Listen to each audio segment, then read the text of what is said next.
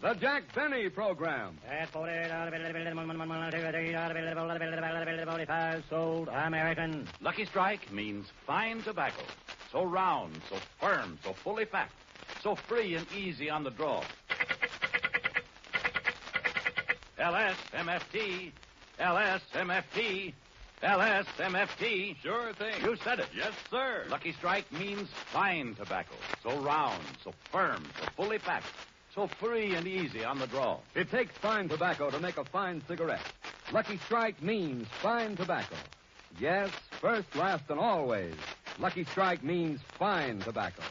At markets now open in the South, independent tobacco experts present at the auctions can see the makers of Lucky Strike consistently select and buy the finer, the lighter, the naturally milder Lucky Strike tobacco. So smoke that smoke of fine tobacco, Lucky Strike. The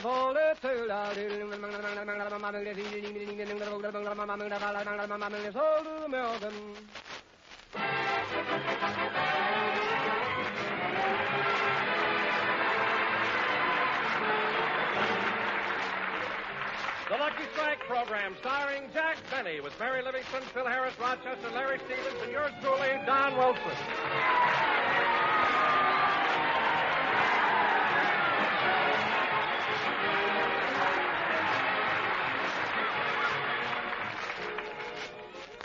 And now, ladies and gentlemen, we take you to Jack Benny's home in Beverly Hills, where we find Rochester very busy addressing Christmas cards.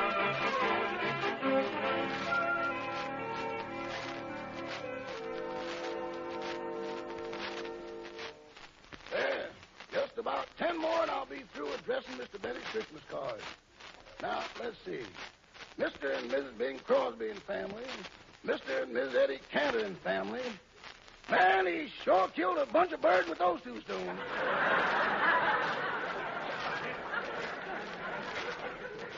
These are pretty nice cards the boss is sending out this year, and he sure knows how to economize on them. Just look at that. Christmas greetings 1944 to 1950 included.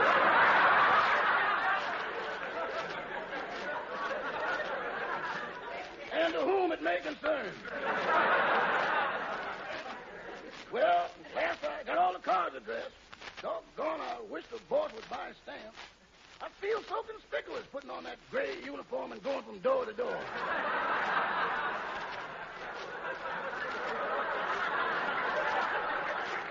Oh, Rochester. Are you through addressing those cards? Yes, Mr. Benny. Good. I'll be down in a minute. Okay. Say, I wonder what the boss is going to get me for a present. I heard him say he was going shopping this afternoon, so better start dropping a few hints. No, he's immune to hints. I better lay it right on him.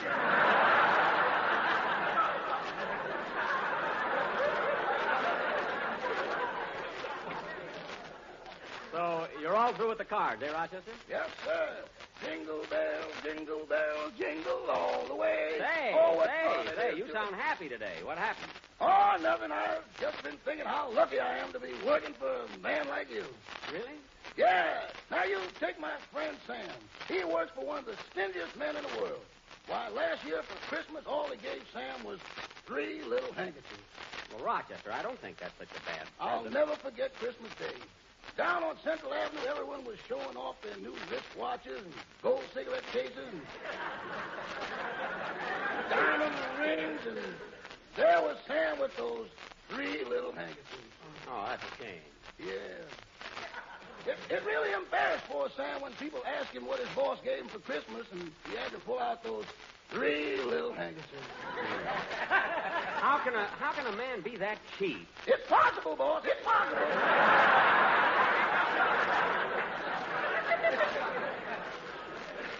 Well, Rochester, you don't understand the spirit of Christmas. The important thing is the fact that you'll remember. The gift itself is nothing. I know. That's the kind of propaganda I'm trying to overcome. Oh. Say, I better hurry up if I want to get my shopping done. I've got to pick up Miss Livingston first. Rochester, while I'm dressing, turn on the radio, will you? Okay, boy. And in case you don't like chops or steaks, then simply take a 12-pound standing rib roast, covered generously with strips from 2 or 3 pounds of bacon, and then place in oven. While this is roasting, you can make a tasty frosting for your cake by mixing 1 quart of sweet whipping cream with a large-sized can of crushed pineapple and a pound of butter. Then call in all your friends and neighbors to help you eat this simple meal. Ladies and gentlemen, you have just listened to another weekly broadcast of Memories of Yesteryear. Rochester, wipe off my chin and get another station. Yes, sir. Ladies and gentlemen, does your complexion suffer from tattletale gray? Do the crow's feet around your eyes have fallen arches? Do you have dandruff? When you comb your hair, do your shoulders remind you of a white Christmas? They do? Then why don't you try a bottle of sympathy soothing syrup? Remember, folks, sympathy spelled backwards is yatapamys. Y-A-T-A-P-M-Y-S. Yatapamys, yatapamys, yatapamys, fight your blues away. Hey, Rochester, that's pretty good stuff. Did you ever use any of that sympathy soothing syrup? Boss, if it comes in a bottle, I tried it. I know. And now, ladies and gentlemen, the Sympathy Soothing Syrup Quartet will sing Dance with the Dolly, accompanied by Snoogey Getz and the sweetest music this side of the La Brea Tar Pits Orchestra. Well, Snoogey Getz. We've got a good band, Rochester. See, I'll just have time to listen to this, and I'm going to walk over to Mary's house. That's what I'll do, Rochester.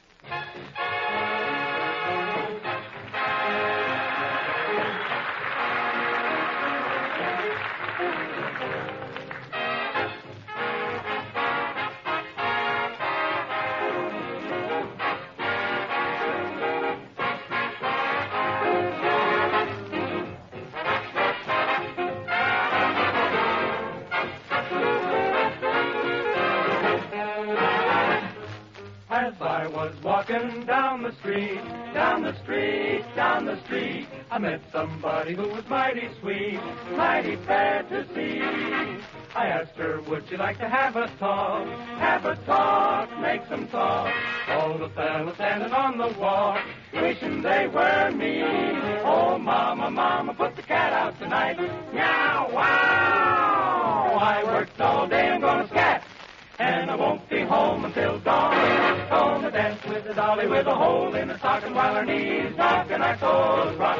Gonna dance with the dolly, hole in her stocking. Gonna dance by the light of the moon.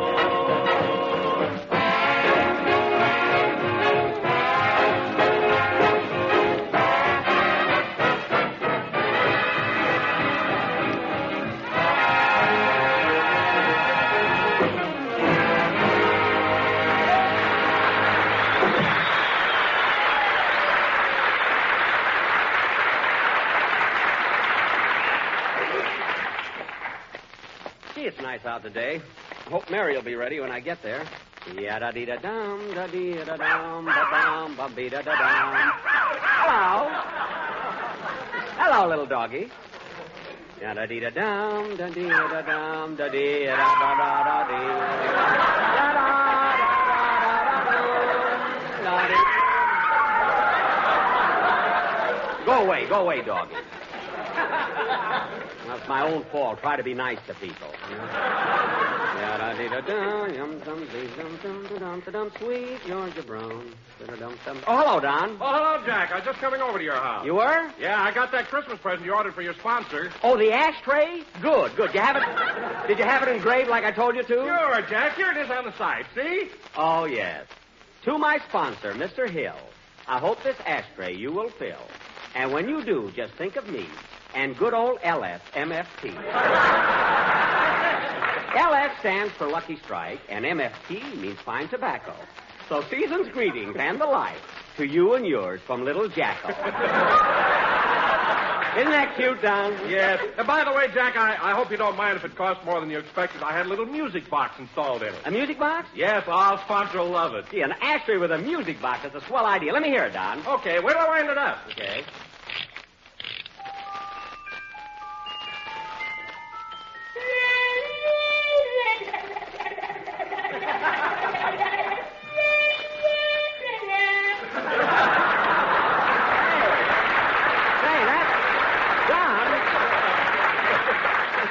That's perfect. Send it right over to him, will you, Don? All right, Jack. See you later.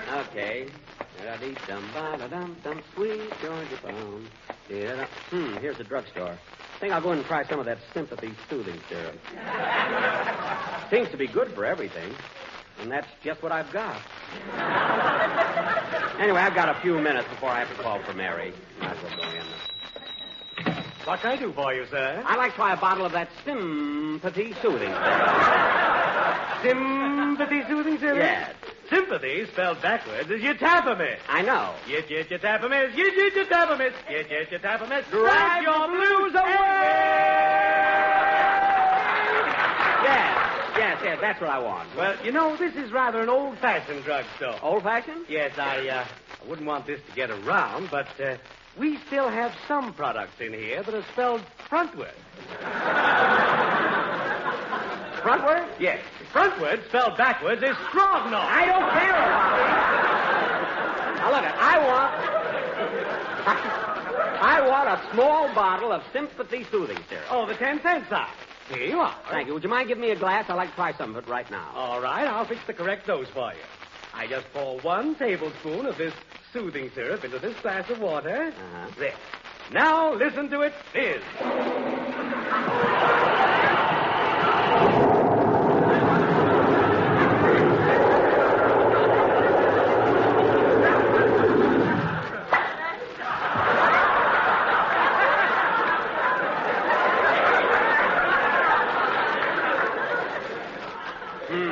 With a 25-cent size, we give you a hip boost. Never mind. Just get me a towel. Now wrap up my bottle. Okay. Hello, Jack. Oh, hello, Frankie. How are you? How's Mrs. Sinatra? Fine. Say, Jack, don't forget you're going to be on my program tomorrow night. Oh, sure, I won't forget. See you tomorrow. Okay, so long. Oh, by the way, Jack, do you know what I found out? What? That Sinatra spelled backwards is Artanis.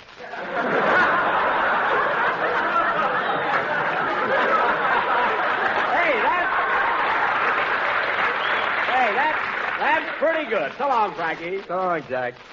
Why did I have to ask him to come on my program? His jokes will probably louse up my singing. What'd you say, Frankie? Oh, nothing, Jack. Goodbye. Goodbye.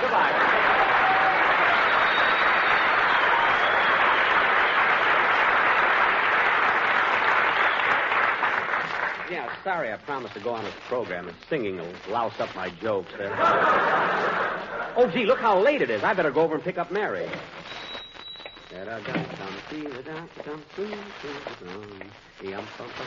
Pardon me, Mr. Denny. Yes? What is it, honey? Well, all the girls in my class in high school are collecting autographs and... Well, how do you like that? I only spoke to Frankie, and I got some of it on me.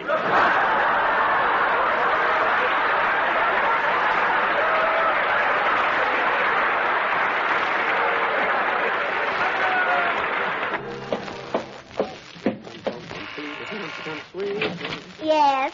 Miss Livingston is expecting me, Pauline. Oh, yes. Come right in, Mr. Benny. Is Miss Livingston ready yet? No, Mr. Benny. I was just helping her squeeze into her. Into her what? Well, anyway, she'll be putting on her dress next. Oh, for goodness sake, why are women always late? Oh, hello, Jack. Oh, there you are, Mary. How come you're never on time when we have an appointment? What are you talking about exactly? 3 o'clock now, look. Cuckoo, cuckoo, cuckoo. Ruin watch time. What? Cuckoo.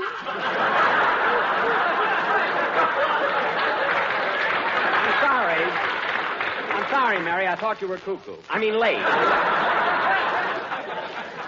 Anyway, you were supposed to pick me up 10 minutes ago, so you're the one that's late. Well, I would have been here sooner, but first I gave a girl an autograph, then when I got to the corner here, I gave an autograph to a little boy. You know? Oh, for heaven's sake, Jack, why don't you stop chasing him? I didn't chase them. They asked me.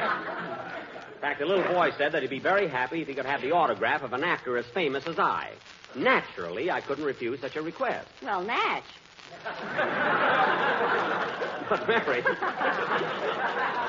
But, Mary, when I signed my name, the boy said, "Oh, pardon me, sir, I mistook you for someone else." Another actor?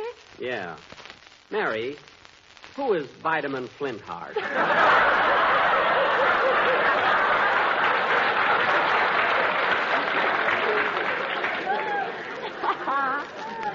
It's hard to explain, Jack, but Vitamin Flintheart is the same to Snowflake as you are to me. Well, thank you, I think. Anyway, come on, Mary. We won't get any shopping done. All right. I've got my car parked in the driveway. Good. Oh, say, Jack, Larry Stevens was here a few minutes ago looking for you. He wanted you to hear a new song he was going to do on the program. Oh, well, get in the car, Mary. What was the name of Larry's song? It's called A Sleigh Ride in July, and it's from a new picture, Belle of the Yukon. Oh, darn, I wish I'd have heard it. Is it a good number for our show? Oh, it's beautiful. Larry sang it for me. It goes like this.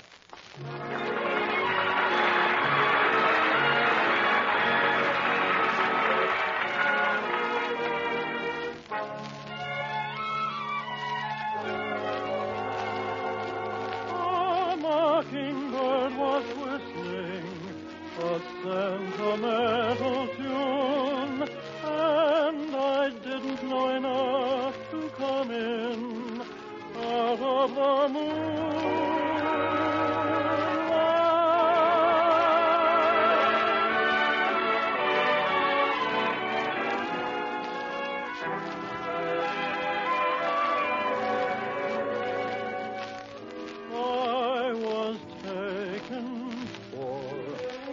Sleigh ride in July.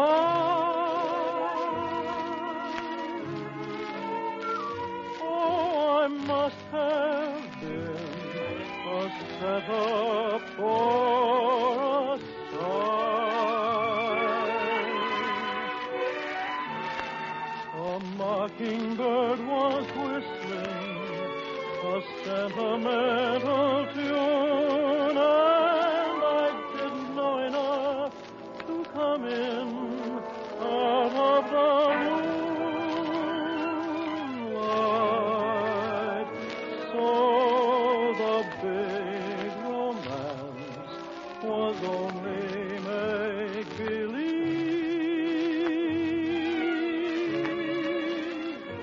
just a sleigh ride on a balmy summer eve. My dreams were safe all winter, and then to think that I was taken for a sleigh ride in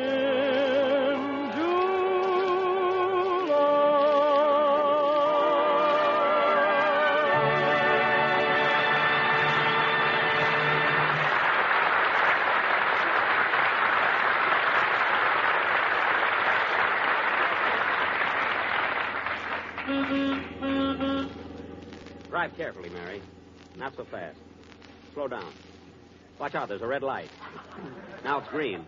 Now it's red again. Hey, wait, there are 3 red lights. No, they're green.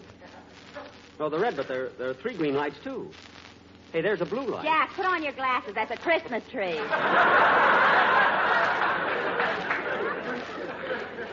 Oh, yes. Merry Christmas. Well, take it easy anyway, Mary. Don't drive so fast. Look out. Slow down. You're turning this corner too wide.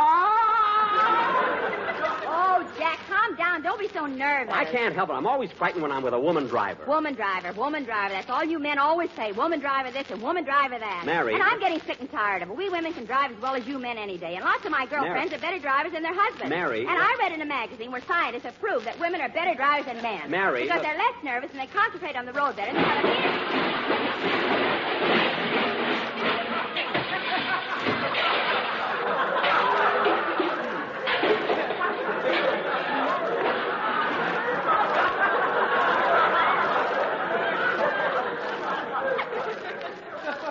Mary.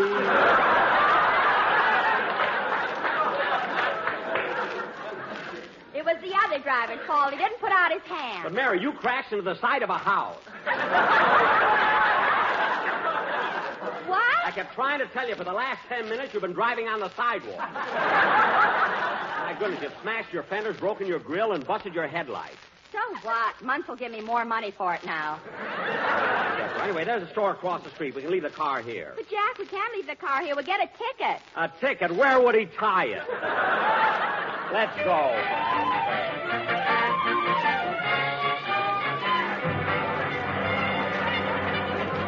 Take it easy, will you? Hey, stop pushing. Mary, are you all right? Yes, Jack, but you better let me hold your hand. I can't. Somebody's standing on it. What a crowd. Say, Mary, let's not get separated. You've got my Christmas list. I got to buy something for Fred Allen and the Quiz Kid. You know, they lived at my house. Mary, what have I got marked down for Rochester? Rochester? Yes. 3 little handkerchiefs. Oh, yeah, I better make that an even 4. I wonder where the perfume counter is. I want to get a present for my sister Florence. Well, why don't you ask the floor walker? Yeah. I beg your pardon. Are you the floor walker? Yes, and stop breathing on my carnation. It's not as rugged as I am.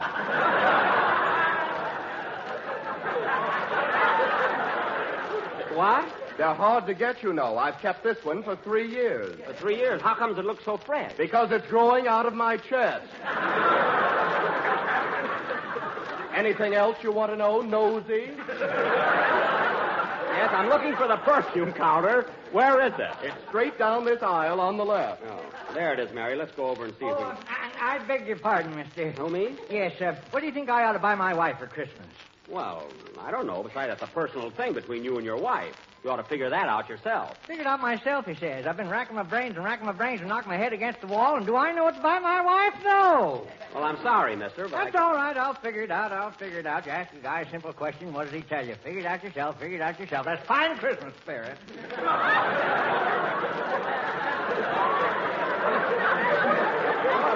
Silly guy. Come on, let's go to the perfume counter. All right, but you never get waited on. The girl is so busy. Well, I'll just reach over the counter and see what they have. Oh, no, you don't. What? I saw you trying to steal some perfume. I wasn't stealing it. I just wanted to see if it was alluring. At your age, what difference does it make? Now, look here. I told you I'm not trying to steal this perfume. I was only... Stop breathing on my carnation. I'm not breathing on your carnation, and get out of here. Oh, you're just mad because my eyes are bluer than yours. They are not. It's just this suit I'm wearing. And furthermore... What can I do for you, sir? I'd like to get some perfume. What would you recommend? Well, we have a very popular brand called Friendship, 68 cents a gallon. 68 cents a gallon. What do you think, Mary? The same as you. The price is right. I didn't mean that. I was thinking about my sister in Waukee, and I wonder if she'd like this bottle of perfume. Well, pull out the cork. You can smell it from here. Oh, stop. Say, miss, haven't you got something else? What's in that bottle over there? That's the new French perfume that just came in. It's called La Nuit Toujours Très Jolie Ici Maintenant. That sounds nice. What does that mean in English? Condensation of steam that's been forced through a motorman's glove.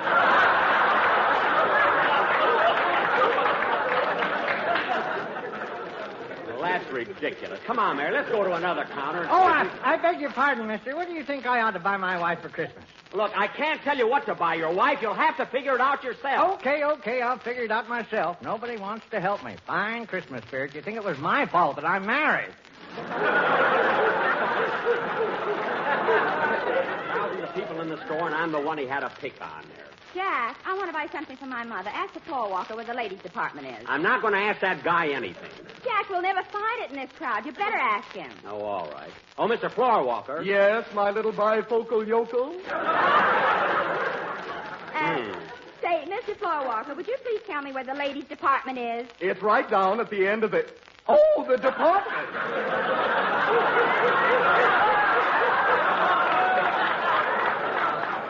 That's over to your left. Thank you. Come on, Mary.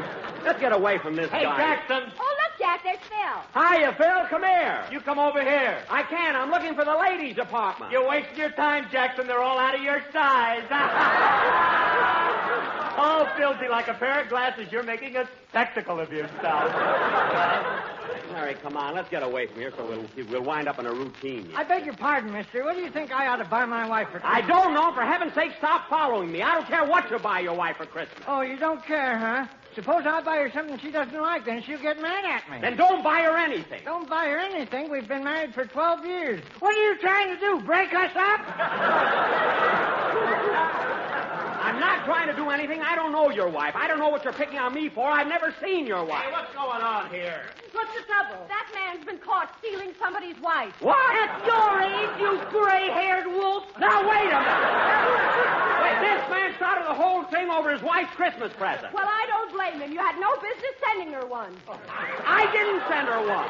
Well, I wouldn't brag about it, you cheapskate. Cheapskate? Jack, it's your own fault for getting into this thing. My fault? These people accuse me of trying... Let me through. What's going on here? Oh, it's you little goopy with the droopy toopy. Now, cut that out and don't blame me for this because it isn't my fault. This man came over to Stop me... breathing on my carnation. I'll breathe on it as much as I like. Stand back, everybody. The man's mad. You're darn right I'm mad. This is all your fault, mister. Following me around the store asking me to what to buy your wife for Christmas. Buy her a dog collar for all I care. What size? What size? There you are, folks. You see what a crazy guy he is, and you blame me. Why, it's not my fault. I'm not the type that would start trouble. I'm a peaceful, home-loving... Shut up! Oh, come on, Mary. Let's get out.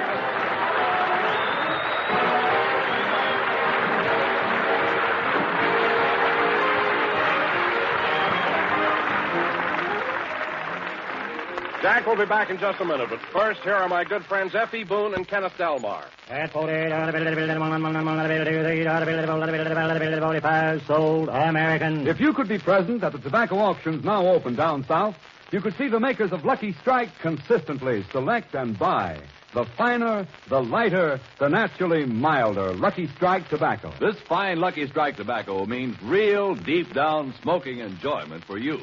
So smoke that smoke of fine tobacco Lucky Strike. So round, so firm, so fully packed, so free and easy on the draw. The famous tobacco auctioneers heard on tonight's program are Mr. Effie Boone of Lexington, Kentucky. At 45 sold American. And Mr. L.A. Speed Riggs of Goldsboro, North Carolina. Sold American. Basil Rysdale speaking for Lucky Strike. LSMFT, LSMFT, LSMFT. Make no mistake. In a cigarette, it's the tobacco that counts. So smoke that smoke of fine tobacco, Lucky Strike.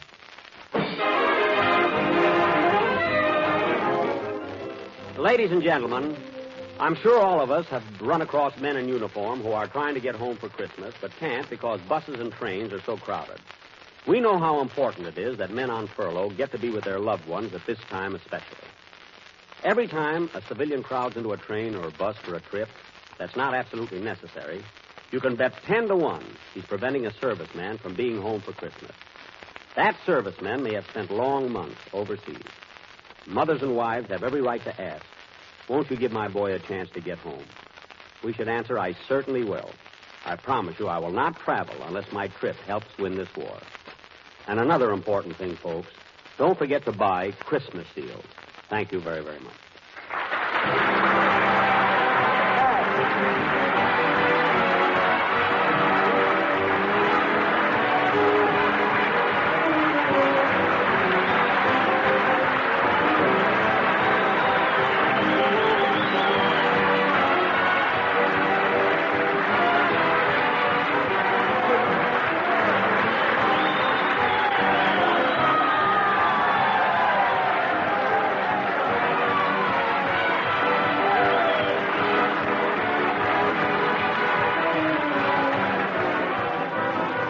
This is the National Broadcasting Company.